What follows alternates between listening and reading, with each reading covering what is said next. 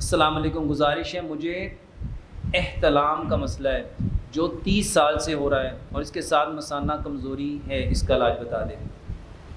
میرے بھائیوں ایک بات یاد رکھو، کچھ چیزیں ایسی ہیں جس کو ہم لوگوں نے بیماری سمجھ لیا، کچھ چیزیں ایسی ہیں جس کو ہم لوگوں نے مثلاً میں کچھ چیزوں کے بارے میں آپ کو بتانا چاہوں گا کہ یہ چیزیں بیماری نہیں ہیں۔ مثلاً ایک بندہ کھانا کھاتا ہے اور اس کو پخانا آتا ہے، تو کیا یہ پخانا آنا اس کی بیماری ہے؟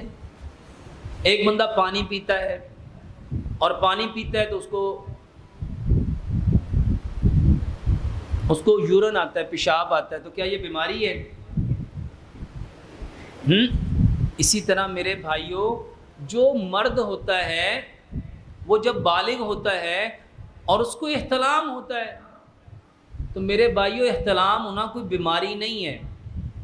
اور ایک اور چیز جو ہمارے ہاں بہت عام ہے میرے بھائیوں، ایک ہفتہ، اس کو نا قرآن سے سمجھو ذرا۔ قرآن نے کیا کہا؟ ایک انسان کو کتنی شادیاں کرنی چاہیے؟ 1 2 3 4 شادیاں کرنی چاہیے۔ اگر ایک بندے کی 4 بیویاں ہوں اور ہفتے میں وہ ایک بار تو جائے گا، تو کتنی بار گیا؟ 4 دفعہ۔ مہینے میں کتنی دفعہ ہوا؟ 16 دفعہ۔ کسی کو مہینے میں 16 بار احتلام ہوتا ہے؟ بھائیو، ایک دن چھوڑ کے ایک دن احتلام ہو، ایک دن چھوڑ کے ایک دن احتلام ہو، تو پھر بھی کتنا بنتا ہے؟ مہینہ کبھی 29 کا ہوتا ہے، کبھی تو 14 باری ہوئے گا، 2 باری پھر رہ جائے گا۔ اس کو سمجھو میرے بھائیو، یہ احتلام ہونا کوئی بیماری نہیں ہے۔ امریکن ریسرچ بتاتی ہے کہ اگر ایک بندے کو ایک رات میں 3 بار احتلام ہو، وہ تب بھی ہیلدی ہے۔ سمجھو اس کو ایک اور انداز سے سمجھو۔ اچھا، جب احتلام ہوتا ہے تو ہمیں نا ان لوگوں نے پریشان کر کے رکھا ہوا ہے جنہوں نے دوائیاں بیچنی ہیں، جنہوں نے کیا کرنا ہے؟ وہ کہے گا تینوں احتلام ہوئے گا، تیرے گوڈیاں چوں جان نکل جانی ہوں، تیرے لک چ پیڑ شروع ہو جانی ہوں، تیری اکھاں چ ہنیرا آنا ہی، تینوں دن چ تارے نظر آن لگ پینے ہی، تینوں انج ہو جانا ہی، انج ہو جانا ہی۔ بھائیو، یہ ساری فیک باتیں ہیں، یہ ساری میرے بھائیوں، جو مرد ہے نا ماشاءاللہ، والیوم بند کر دیں۔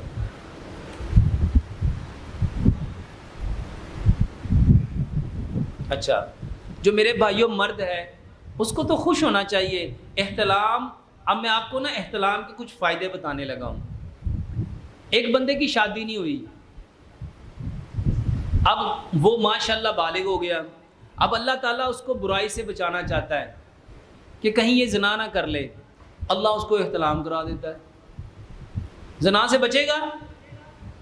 اچھا، اللہ تعالیٰ بچانا چاہتا ہے یہ مشت زنی نہ کرے، اللہ تعالیٰ چاہتا ہے یہ لواطت نہ کرے، اللہ تعالیٰ چاہتا ہے یہ کسی غلط وے سے اپنے ہاتھ سے اپنی منی کو نہ نکالے، کیونکہ نبی صلی اللہ علیہ وآلہ وسلم نے کیا فرمایا؟ آپ لوگ بیٹھ جائیں پلیز، آپ لوگ بیٹھ جائیں۔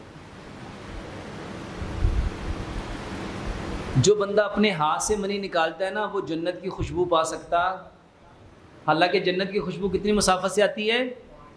500 سال کی مسافت سے۔ اب مجھے بتاؤ، اللہ تعالیٰ تو اس کو اس بات سے بچا رہا ہے کہیں یہ جہنم میں چلا؟ جنت کی خوشبو 500 سال کی مسافت سے آتی ہے۔ اب بتاؤ مجھے، اللہ تعالیٰ نے اس کو کتنی چیزوں سے بچایا؟ بدکاری سے، فحاشی سے، عریانی سے، لواطت سے، مشت زنی سے، زنا سے۔ اور اسی لیے تو وہ شکریہ کے طور میں کیا کرتا ہے؟ احتلام ہوتا ہے، صبح اٹھ کے کیا کرتا ہے؟ غسل کرتا ہے۔ جب وہ غسل کرے گا اس کے سارے اعضاء دھلیں گے۔ نبی صلی اللہ علیہ وآلہ وسلم نے کیا فرمایا؟ جو ہاتھ دھوتا ہے اللہ اس کے ہاتھوں کے گناہوں کو، جب وہ وضو کرتا ہے تو ہاتھوں کے گناہ سارے، کلی کرتا ہے تو منہ کے گناہ۔ میرے بھائیوں، احتلام بیماری نہیں ہے، ایک یہ بیماری نہیں ہے، اور ایک اور بیماری جس سے ہر بندہ ہی پریشان ہے، وہ ہے جریان۔ کیا ہے؟ پہلے اس کو سمجھو، جریان ہوتا کیا؟ جریان نکلا ہے جاری ہونے سے۔ میرے بھائیوں، پیشاب کے بعد قطرے آتے ہیں، پیشاب کے بعد قطرے آتے ہیں۔ اچھا، پیشاب آئے تو ہم کہتے ہیں یار یہ تو پیشاب آنا چاہیے، جسم سے فاسد مادے نکلتے ہیں، لیکن قطرے آئیں تو حکیم کہتے ہیں اوئے تینوں جریان ہو گیا ہی۔ تمہیں کیا ہو گیا ہے؟ اس کو حدیث سے سمجھیے گا. اچھا کہتے ہیں نہیں نہیں پیشاب کے قطروں کا کوئی مسئلہ نہیں ہوتا, وہ جو منی کے قطرے آتے ہیں نا اس کا مسئلہ ہوتا ہے. یہی کہتے ہیں نا, اس کو حدیث سے سمجھو. 3 چیزیں ہیں, ایک منی ہے, ایک مزی ہے, ایک ندی ہے.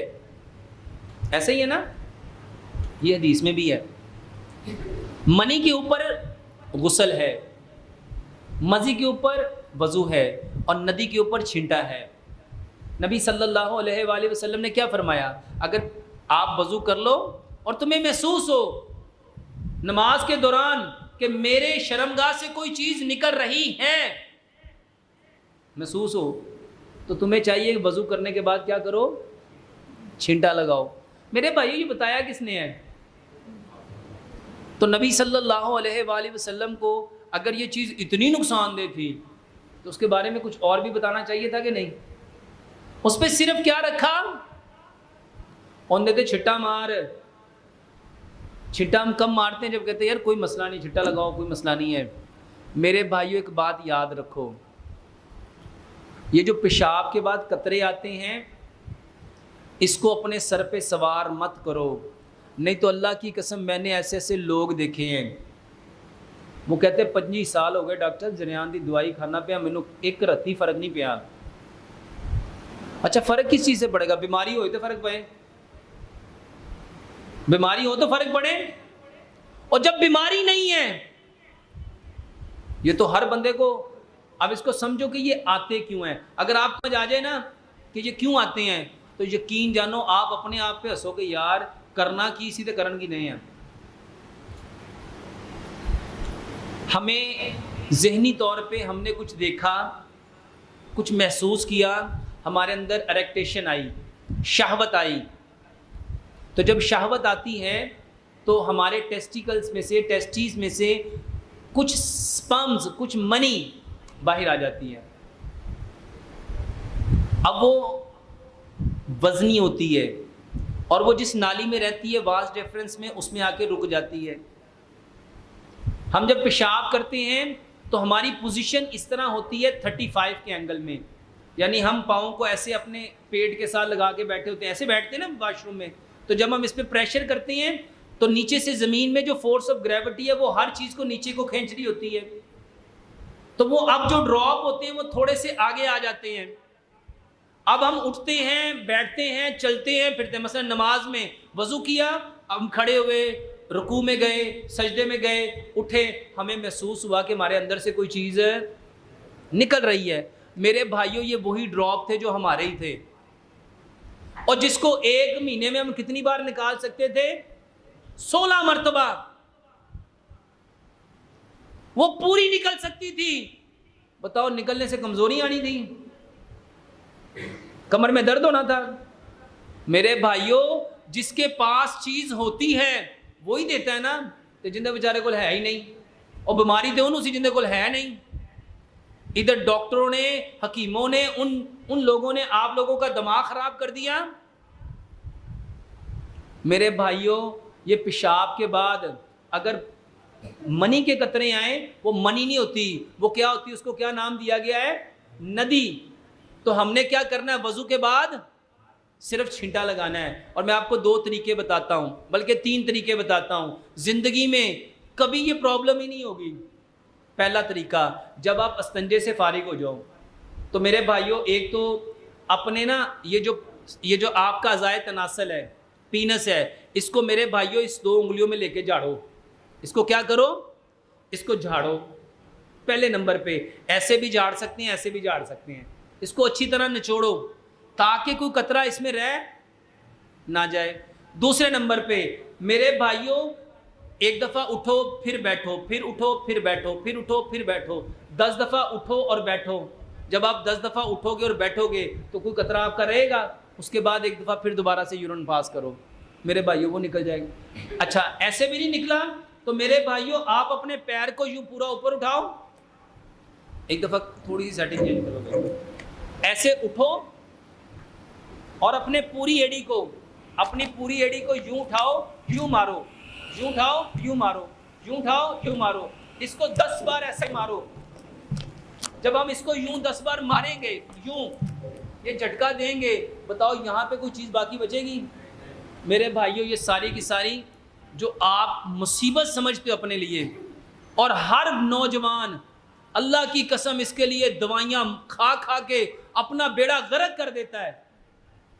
میرے بھائیوں پہلے جھاڑنا ہے، پھر اٹھنا اور بیٹھنا ہے، اور پھر کیا کرنا، اپنی ایڑی کو 10 بار زور سے مارو۔ میرے بھائیوں یہ 3 طریقے کر لو، اللہ کی قسم زندگی میں کبھی قطرے نہیں آئیں گے۔